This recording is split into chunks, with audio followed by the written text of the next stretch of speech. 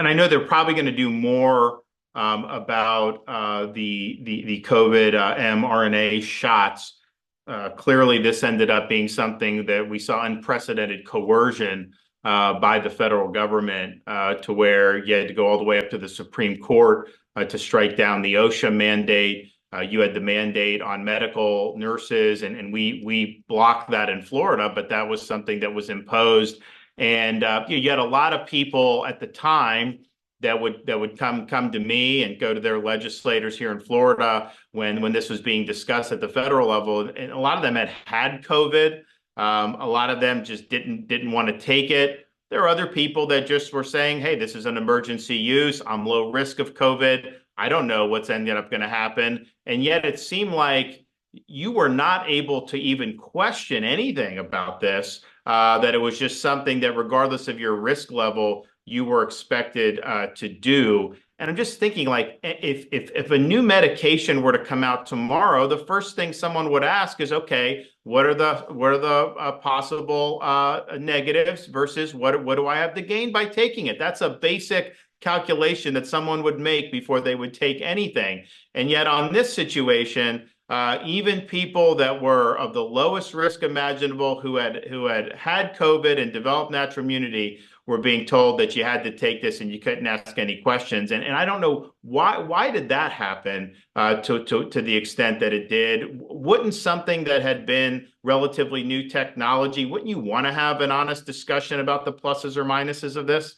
And you look at one by one, every last one of these things with enough investigation, with enough persistence of people who have been affected and feel that their symptoms are attributable to their mRNA COVID-19 shot.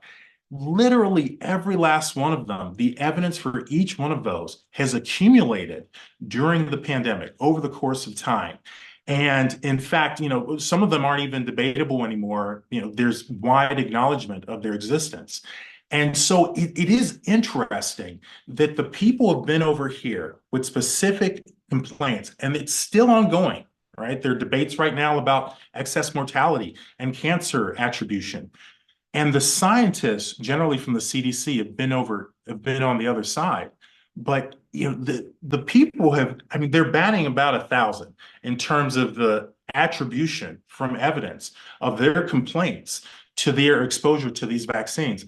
And that requires some real soul searching on the side of scientists. Why is it that we had scientists who were saying, no, we've looked for the signal, we haven't seen any evidence of myocarditis? Why is it that we've had scientists that have just been in such a different posture than people in terms of their sense of the relationship between their symptoms and these vaccines? It's actually kind of remarkable, I think, when you think about it, that the science and the people can be in such different positions for so much of the pandemic, and then, to put a cherry on top of it, the people end up being right.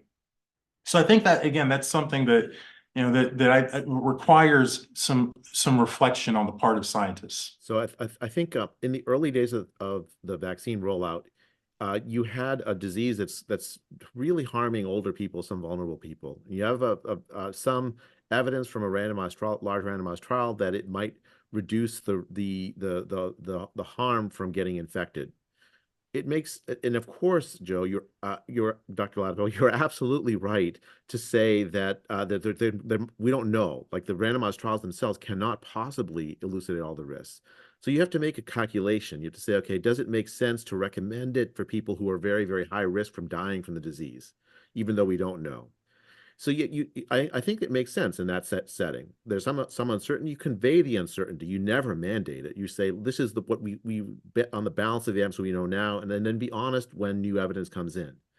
And for young people for whom the risk of the disease is so low, the balance doesn't tilt in that direction, doesn't tilt toward recommending. Then you never recommend it. Instead, public health, what it did is it decided that this vaccine was necessary to eliminate the disease from the face of the earth, that the vaccine could stop you from getting and spreading COVID, even though the randomized trials didn't show that. And so they adopted things that were against what the scientific evidence had shown, at the very least extrapolating far beyond what the scientific evidence had shown, violated basic informed consent standards, as just as you've as folks have said, including Dr. Weinstein, and as a result, the confidence that people have in basic vaccines is at an all-time low. We're seeing resurgence of measles. We're seeing a collapse in the trust of basic public health, people following basic public health advice that does have scientific evidence in favor of it. And it's completely predictable. We absolutely need to clean. I agree with Dr. Kuldorf. We need to clean public health out because this generation of public health has failed the people, the American people, and the people of the world.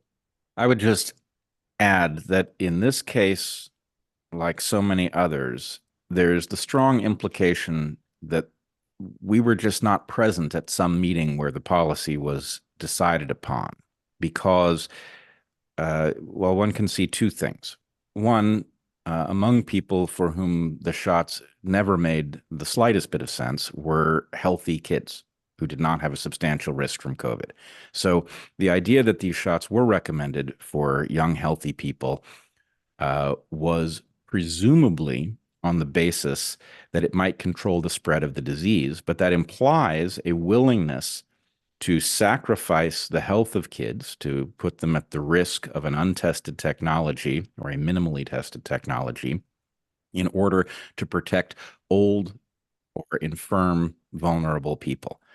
That is not something a reasonable society does, and yet in this case it was deemed to be an obvious choice. But then, at the point that it becomes clear that the shots have no capacity to control the spread of the disease, the obvious thing to do, these shots were given emergency use authorization on the basis that we didn't really have a choice but to accept the unusual level of risk of a novel technology in order to control this disease. At the point it became clear that the shots didn't control the disease, the obvious thing to do would be to withdraw them from people who didn't stand to benefit from them in the first place. Those people should never have been given the shots, but if somehow we as a society decided to do that, then you would instantly take those recommendations away for these people who didn't stand to benefit. And yet, in many cases, those recommendations still persist, which suggests that something is driving this policy that isn't about making those people healthier or more immune. That's right. I would add to that, the other piece of this that it just drives me as a totally out of step with what we've ever done as a medical field is when they recommended the vaccine to pregnant women off of the bat without really any evidence of safety. And this is a totally unheard of situation. We don't allow pregnant women. We recommend pregnant women to not eat cold cuts. They have to not eat cold cuts. And then we said, okay, but we're going to give you this novel technology that, oh, will it affect your, unborn child? We actually do. My wife was actually pregnant when the COVID vaccine came out. And I remember they recommended it before she had to pregnant women before she delivered our child. And my only thought was, how can you even possibly recommend this? The children haven't even been born yet from when the vaccine was released in the first place. So we couldn't even possibly know the effect on these children before they recommended it. And this was one of these moments of, along with what Dr. Weinstein's saying here, that with recommending it to children who are at this absurdly low risk, recommending it to pregnant women, these are moments that really do make you question, how did our government come to these universal recommendations to all people? And even if you're trying to stop transmission, how many pregnant women are there within the nation that would it really be this idea of this theoretical herd immunity they were trying to reach? And if we just waited 9 months to give it to these pregnant women, would we really have not reached that theoretical herd immunity? It didn't even make any logical sense. There's not enough pregnant women to have created that problem. So there were some serious flaws in even how this was recommended that just make us question, where did this, as Weinstein alluded, where was the meeting? When was the meeting happen? Why did they come to these conclusions? These are questions that I would like the answer to, how these conclusions were come to. Yeah, I mean, we had a lot of I mean, we had no mandates in Florida, but I mean, we had pregnant women that were saying that their doctors were pushing this on them to get this. And they had questions like, oh no, it's been proven to be safe. I mean, how has it been proven to be? I mean, it just factually wasn't true. And yet that was being done as a matter of course. And so it's a lot of problems coming out of this. But I think this is just one iteration of one report. This grand jury has got a mandate to do more, and they can issue more. I think that they will likely do it. Of course, we are not privy to anything that goes on in there. And none of you said anything that was there. And I don't know if any of you have testified, but if you have, that's privileged information for that grand jury until there's a report. So just keep that in mind. So we're going to respect that process. But the way I look at this, I mean, I mentioned kind of the 21st century. We had 9/11 and the wars, the financial crash and the Great Recession, and then COVID have kind of been like three major events that shook society. 9/11, you had a big 9/11 commission, a big report. The decision to launch the Iraq war was like one of the biggest political issues for election cycle after election cycle in this country. The financial crisis, led to major pieces of legislation for better or worse. It colored things for years and years. And yet with COVID, it seems like, there's not any commission on the horizon. There's not anyone really wanting to have an accounting so that this doesn't happen again. And so this grand jury is really serving that function for really the country, which is unfortunate that it is, but that's effectively what is done. And then if there is any accountability that needs to be done vis-a-vis any actors, they will have the ability to potentially pursue that as well. So we look forward to seeing what more work that they've done. It seems like they've been very active. Just from what you can tell, and I know that there'll likely be more to come.